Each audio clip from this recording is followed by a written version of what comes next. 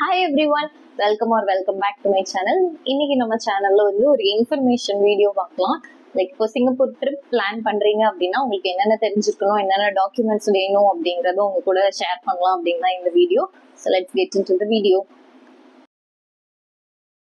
ரீசெண்டா வந்து நாங்க சிங்கப்பூர் ட்ரிப் போயிட்டு வந்தோம். ஸோ அதுல என்னென்ன ப்ராசஸ் ஃபாலோ பண்ணோம், என்னென்ன டாக்குமெண்ட்ஸ் எடுத்துட்டு போனோம், என்னென்ன திங்ஸ் வந்து எங்களுக்கு தேவைப்பட்டது அப்படிங்கறது அந்த ப்ராசஸ் எல்லாத்தையும் உங்க கூட ஷேர் பண்ணலாம் அப்படின்னு தான் இந்த வீடியோ எடுக்கிறேன். நான் வந்து என்னோட நோட் புக்ல வந்து மறந்துடக்கூடாதுன்றதுனால எல்லா ப்ராசஸையுமே எழுதி வச்சிருக்கேன். ஸோ அதை பார்த்து அப்படியே உங்களுக்கு ஒன் பை ஒன்னா சொல்றேன். ஃபர்ஸ்ட் வந்து நாங்க சிங்கப்பூர்னு டிசைட் பண்ண உடனேயுமே டிக்கெட் தான் புக் பண்ணோம். நான் அப்படியே இதோட எங்களுக்கு எவ்வளோ காஸ்ட் ஆச்சு அப்படிங்கிறதையுமே நான் வந்து இதில் ஷேர் பண்ணிடுறேன். ஹோப் இந்த வீடியோ வந்து அட்லீஸ்ட் ஃபார் சம் பீப்புளுக்கு யூஸ்ஃபுல்லாக இருக்கும் அப்படின்னு சொல்லி நம்புறேன். அதனால தான் இதை பண்ணுறேன்.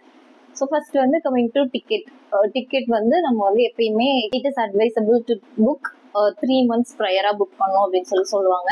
ஸோ நாங்கள் வந்து ரொம்ப ஏர்லியராகவே புக் பண்ணிட்டோம். ஸோ எங்களுக்கு டிக்கெட் காஸ்ட் வந்து 17K per person வந்து வந்தது ஃபார் ரவுண்ட் ட்ரிப். ஸோ நாங்கள் வந்து சிங்கப்பூர் ஏர்லைன்ஸில் வந்து புக் பண்ணியிருந்தோம். அது வந்து சென்னையிலேருந்து direct flight to Singapore. So அதோட ட்ராவல் டைம்னு பார்த்தீங்கன்னா 4 hours. ரொம்பவே நல்லா இருந்தது அந்த ஜேர்னி. ஸோ நீங்களும் சிங்கப்பூர் போறீங்க அப்படின்னா சிங்கப்பூர் ஏர்லைன்ஸ் வந்து ப்ரிஃபர் பண்ணலாம். ப்ளஸ் அதில் வந்து எங்களுக்கு வந்து லக்கேஜ் எவ்வளோ கொடுத்துருந்தாங்கன்னா கேபின் வந்து 7 kgs அண்ட் செக்இன் வந்து 25 kgs per டிக்கெட் கொடுத்துருந்தாங்க. ஸோ அது வந்து ரொம்பவே நம்ம வெயிட்டை பற்றி திங்கே பண்ண வேணாம் அப்படின்ற மாதிரி இருந்தது. இல்லை நீங்கள் பட்ஜெட் ஃப்ரெண்ட்லியாக போகணுன்னா அங்கே வந்து ஸ்கூட்டுன்னு ஒரு ஏர்லைன்ஸ் இருக்குது. ஆக்சுவலாக அது வந்து ரேட் வந்து ரொம்ப கம்மியாக இருக்குது. பட் அங்கே என்னன்னா ஒன்லி கேபின் லக்கேஜ் மட்டும்தான் அலோவ் பண்ணுவாங்க. செக்இன் வந்து கிடையாது. ஸோ அது செக்இன் வேணும்னா நம்ம வந்து எக்ஸ்ட்ரா பே பண்ணி வாங்கிக்கிற மாதிரி இருக்கும். So budget friendly option. நீங்கள் மட்டும் சிங்கிளாக போகிறீங்க, எல்லாம் ரொம்ப கம்மியாக 7 kgs எடுத்துகிட்டு போகிறீங்க அப்படின்னா ஸ்கூட் வந்து ப்ரிஃபர் பண்ணலாம். அதர்வைஸ் நான் சஜஸ்ட் பண்ணுவேன்னா சிங்கப்பூர் ஏர்லைன்ஸ் தான். எந்த இஷ்யூமே இல்லாமல் நல்லபடியாக அப்படியே போயிட்டு வந்துட்டோம். ஸோ இதுதான் டிக்கெட்டுக்கு வந்து இதுதான். அண்ட் நெக்ஸ்ட் வந்து விசா வந்து நாங்கள் எப்படி அப்ளை பண்ணோம் அப்படின்னா என் ஹஸ்பண்டோட ஃப்ரெண்டு வந்து ஆக்சுவலாக சிங்கப்பூரில் செட்டில் ஆயிட்டாங்க. லைக் சிங்கப்பூர் சிட்டிசனாகவே செட்டில் ஆயிட்டாங்க. ஸோ அவங்க தான் எங்களுக்கு அப்ளை பண்ணி கொடுத்தாங்க. அந்த ப்ராசஸ் எப்படி இருந்தது அப்படின்னா என்னென்ன டாக்குமெண்ட்ஸ் கேட்டாங்க அப்படின்னா பாஸ்போர்ட், நம்மளோட ஆனுவல் சேலரி அண்ட் நம்மளோட டிக்கெட்ஸ், ரவுண்ட் ட்ரிப் டிக்கெட்ஸ் வச்சுப்போம் இல்லையா, அது வித் ரிட்டன் டிக்கெட்டோட தான் கொடுக்கணும். அண்ட் ஃபோட்டோஸ் வந்து என்ன சொன்னாங்கன்னா சிங்கப்பூர் வீசாக்குன்னே லைக் ஒரு டைமென்ஷன் இருக்கு போல. ஸோ ஸ்டூடியோவில் போய் அந்த மாதிரி கேட்டோம்னா அந்த மாதிரி வந்து நமக்கு ஃபோட்டோ எடுத்து கொடுப்பாங்க. ஸோ அதோட சாஃப்ட் காப்பி தான் நாங்கள் வந்து அனுப்பிச்சிருந்தோம். அதில் என்னன்னா காது வந்து கண்டிப்பாக தெரியணுமா. நான் வந்து இது மாதிரி ஃப்ரீ ஹேர் விட்டுட்டு போயிருந்தேன். ஸோ அவர் ஃபோட்டோ எடுத்தவர் வந்து இல்லை, காது வந்து நல்லா தெரியணும் 2 காதுமே அப்படிதான் கேட்பாங்க அப்படின்னு சொன்னாங்க. ஸோ நீங்களும் போறீங்கன்னா போனி டெயில் போட்டு எல்லாம் நல்லா காது தெரியுற மாதிரி போங்க. ஸோ இந்தந்த டாக்குமெண்ட்ஸ் தான் வேணும். அண்ட் இது அப்ளை பண்ணிட்டோம் அப்படின்னா 3 to 5 working daysல நமக்கு அப்ரூவ் ஆகி வந்துடும். எங்களுக்கு வந்து இது நெக்ஸ்ட் டேவே வந்து அப்ரூவ் ஆகி விசா வந்துருச்சு. ஸோ இந்த விசாவோட வேலிடிட்டி வந்து 3 months தான் போட்டிருந்தாங்க. ஸோ நாங்கள் என்ன பண்ணோம் அப்படின்னா எங்களோட டிராவல் டேட்டுக்கு ஒரு 2 weeks முன்னாடி தான் அப்ளை பண்ணோம். ஓகே, இதுக்கும் கொஞ்சம் ஃப்ரீயா டேட்ஸ் இருக்கட்டும் அப்படின்றதுனால. ஸோ இதுதான் விசா ப்ராசஸ். நெக்ஸ்ட் வந்து அரைவல் கார்டு. சிங்கப்பூர்ல வந்து அரைவல் கார்டு அப்படின்னு சொல்லி ஒரு கான்செப்ட் வச்சிருக்காங்க. ஸோ அதை நம்ம இங்க இருந்து எடுத்துட்டு போயிட்டோம்னா நமக்கு ஈஸி. ஆக்சுவலா அங்க போனோம்னா அங்கே வந்து மேனுவலா நம்மளை எடுக்க சொல்லுவாங்க. அங்கேயே உட்காந்து அப்ளை பண்ணி எல்லா டாக்குமெண்ட்ஸையும் டீடைல்ஸ் எல்லாம் கொடுத்து அப்ளை பண்ற மாதிரி இருக்கும். ஸோ அதை அவாய்ட் பண்றதுக்கு நம்ம இங்க இருந்தே அப்ளை பண்ணிட்டு போயிடலாம். அது ஒன்றும் இல்லை. ஆக்சுவலா அதுக்கு வந்து ICA அப்படின்னு சொல்லி ஒரு ஆப் இருக்கு. அந்த ஆப் டவுன்லோட் பண்ணிட்டு அந்த ஆப்ல வந்து நம்மளோட டிக்கெட் டீடைல்ஸ் கொடுக்கணும் அண்ட் நம்மளோட பாஸ்போர்ட் நம்பர் கொடுக்கணும். இது மட்டும் நம்ம கொடுத்து அங்கே சப்மிட் பண்ணிட்டோம் அப்படின்னா அது வந்து வித்தின் 24 hours அது வந்து அப்ரூவ்டு அப்படின்னு சொல்லி நமக்கு வந்துடும். அவ்வளவுதான், அதோட ப்ராசஸ் வந்து அப்படிதான் முடிஞ்சிடும். அது அப்ரூவ் ஆயிடுச்சுன்னா நமக்கு என்ன வரும்னா ஒரே ஒரு QR கோட் மட்டும் வரும். அந்த QR கோட்ல நம்மளோட டீடைல்ஸ் எல்லாமே இருக்கும். நம்ம பாஸ்போர்ட் டீடைல்ஸ் அண்ட் நம்மளோட டிக்கெட் டீடைல்ஸ் எல்லாமே இருக்கும். ஸோ இதுதான் அந்த அரைவல் கார்டோட ப்ராசஸ். வந்து ரொம்ப சிம்பிள் தான். ஸோ இதை மட்டும் நம்ம இங்கே வச்சே முடிச்சிட்டோம் அப்படின்னா நமக்கு வந்து ரொம்ப ஈஸி சிங்கப்பூர் போய் இமிகிரேஷன் முடிக்கிறதுக்கு.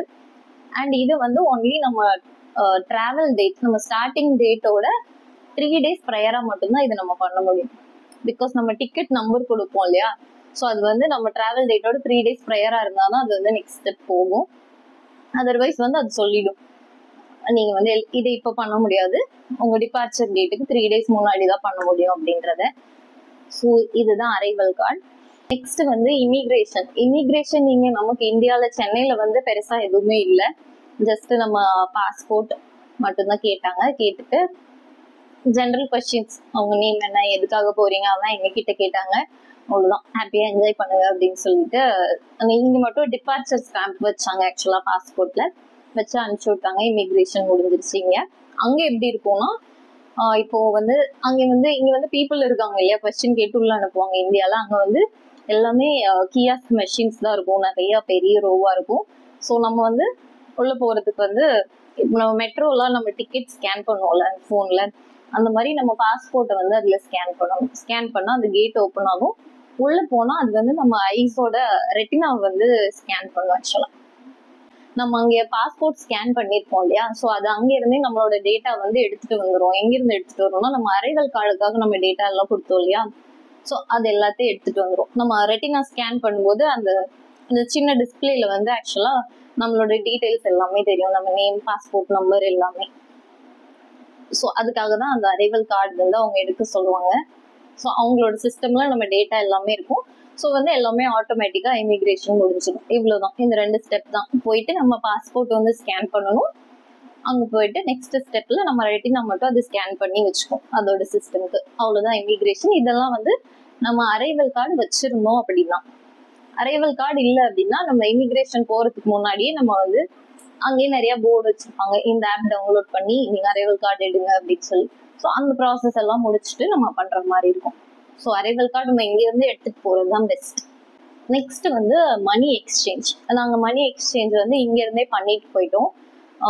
ஃபர்ஸ்ட் வந்து என்ன பண்ணோம் அப்படின்னா, ஒரு 4x கார்டு வந்து வாங்கணும். அண்ட் தென் கேஷுமே இங்கே நாங்க வந்து எக்ஸ்சேஞ்ச் பண்ணிட்டு தான் போனோம். எங்கிருந்து பண்ணோம் அப்படின்னா, மேக் மை ட்ரிப்லேயே பண்ணிட்டோம். நாங்க அதுல தான் டிக்கெட் எல்லாமே புக் பண்ணோம். ஸோ அதுலேயே 4x கார்டும் ஒன்று வாங்கிட்டோம். அண்ட் கேஷுக்கு வந்து அவங்க என்ன பண்றாங்க அப்படின்னா, ரெண்டுமே வந்து நாங்க ஆன்லைன்ல தான். ஸோ இவ்வளோ அமௌண்ட்டுக்கு எங்களுக்கு 4x கார்டு வேணும் அப்படின்னு சொல்லி கொடுத்துட்டோம் அப்படின்னா அவங்களே வந்து ஹோம் டெலிவர் பண்ணிடுறாங்க.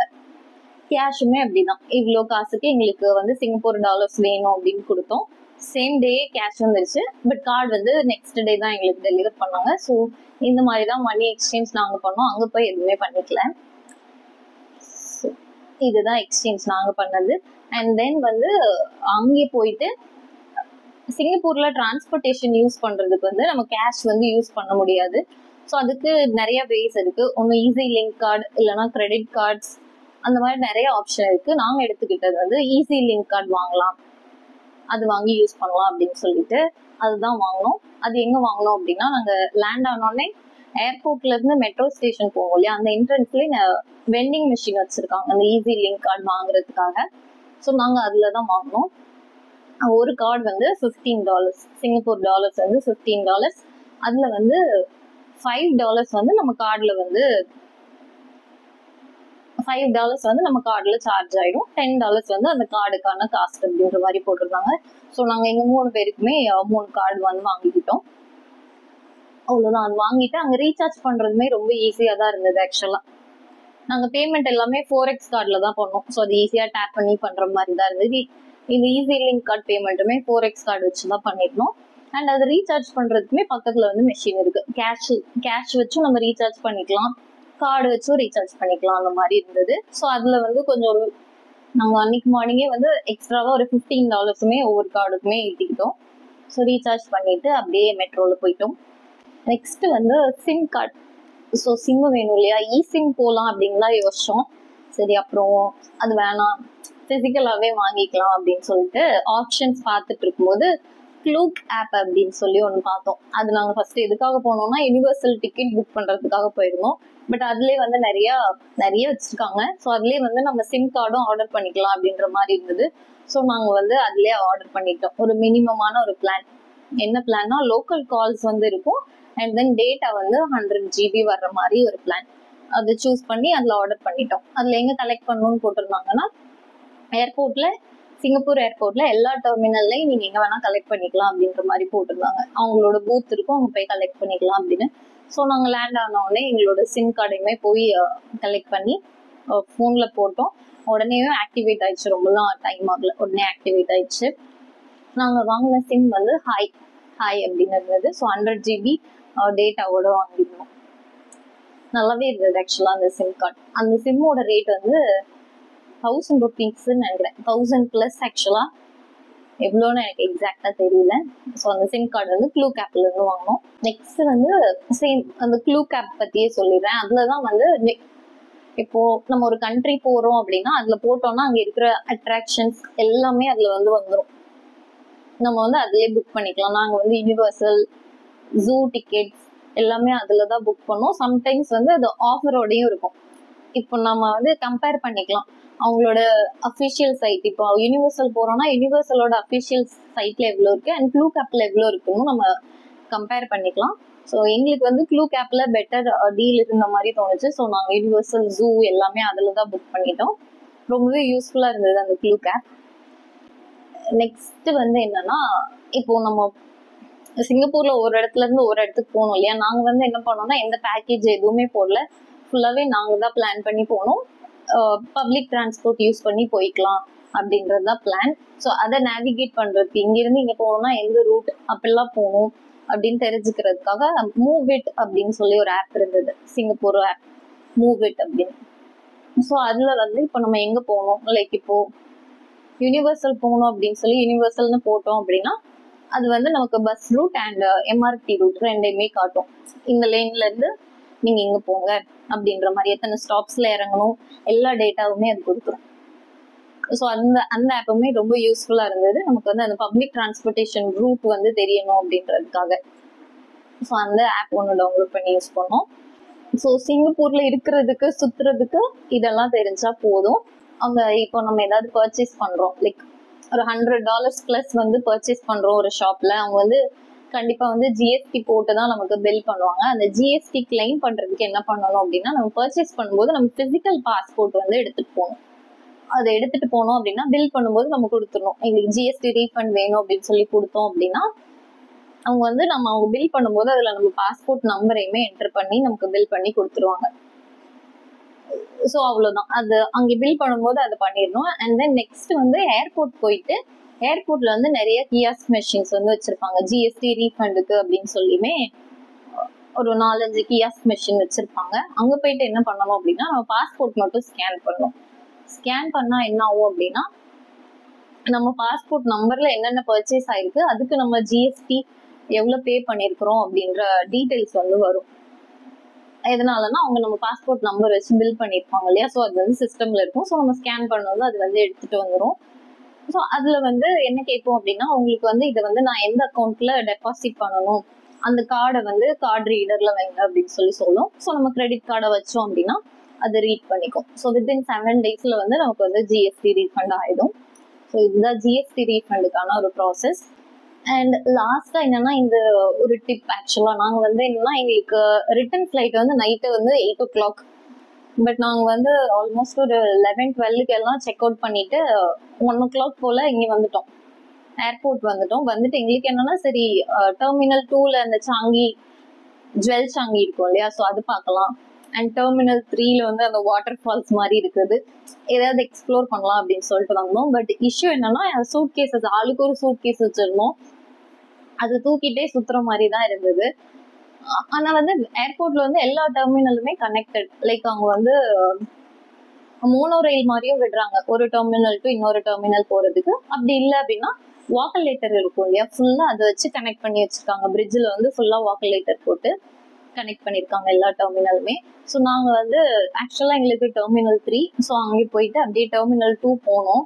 அங்க போகும்போது டெர்மினல் 2ல வந்து ஜுவல் சாங்கி வந்து ஆக்சுவலா அங்க ஒரு மாலாவே இருக்கு. மால் பக்கத்துல அந்த ஃபாரஸ்ட், அந்த வாட்டர் ஃபால்ஸ் எல்லாமே இருக்கு.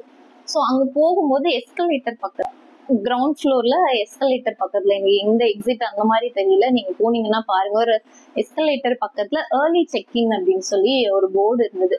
சரி என்ன அப்படின்னு சொல்லி பார்க்கலாம் அப்படின்னு பார்க்கும்போது அவங்க என்ன போட்டிருந்தாங்க அப்படின்னா, நம்மளோட ஃப்ளைட் வந்து அட்லீஸ்ட் ஒரு இன்னும் 4 hours கழிச்சு தான் இருக்கு. லைக் இப்போ 6 o'clock ஃப்ளைட் அப்படின்னா நம்ம வந்து 2 o'clock முன்னாடி வரைக்கும் ஏர்லி செக்இன் பண்ணிக்கலாம். அந்த மாதிரி போட்டிருந்தாங்க. நமக்கு தான் 6 hours இருக்கு அப்படின்னு சொல்லி போய் கேட்டோம். அது ஆமா ரைட், நம்மளால வந்து ஏர்லி செக்இன் பண்ண முடியும், லக்கேஜ் அங்கேயே போட முடியும், லைக் அந்த மால்ல அங்கேயே போட முடியும் அப்படின்னு சொல்லி சொன்னாங்க.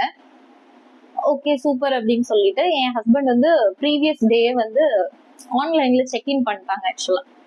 ஸோ செக்இன் பண்ணதுனால எங்களோட ப்ராசஸ் வந்து ரொம்ப ஈஸியா இருந்தது. செக்இன் பண்ணதுனால எங்க பாஸ்போர்ட்டை ஸ்கேன் பண்ணோடனே அது ஒவ்வொருத்தரோட நேம் எல்லாம் எடுத்துட்டு வந்துருச்சு, நீங்க இன்னைக்கு போறீங்க அப்படின்ற மாதிரி. ஸோ அதை முடிச்சுட்டு எங்க லக்கேஜையும் கொடுத்துட்டு ஈஸியா வந்துட்டோம். அந்த செக்இன் பண்ணதுனால ஈஸியா முடிஞ்சிருச்சு. செக்இன் பண்ணலன்னா அகைன் நீங்க செக்இன் பண்ற மாதிரி இருக்கும். ஸோ நீங்க மோஸ்ட்லி ஆன்லைன்லேயே முடிச்சிருங்க. பிகாஸ் நமக்கு எப்படியும் ஏர்லைன்ஸ்ல இருந்து மெயில் பண்ணுவாங்க ப்ரீவியஸ் டே. ஸோ நாளைக்கு வந்து இங்க வந்து இந்த மாதிரி உங்களுக்கு டிபார்ச்சர் இருக்கு, would you like to check-in online அப்படின்னு. ஸோ அப்பவே பண்ணி முடிச்சிருங்க, நமக்கு நெக்ஸ்ட் டே ஈஸியா இருக்கும். ஸோ அங்கே லக்கேஜை கொடுத்துட்டு ரொம்ப ஃப்ரீயா சுத்தணும்.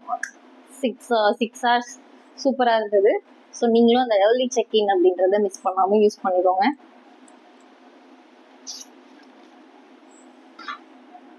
அவ்வளோதாங்க, இவ்வளோதான் நாங்க பண்ணோம். எங்களுக்கு ரொம்பவே பக்காவான ட்ரிப்பா தான் இருந்தது. எங்கேயுமே எந்த இஷ்யூமே இல்லை. இதுக்கு மேல ஏதாவது டீடைல்ஸ் வேணும் அப்படின்னா கீழே கமெண்ட் பண்ணுங்க. தேங்க்ஸ் ஃபார் வாட்சிங். பை.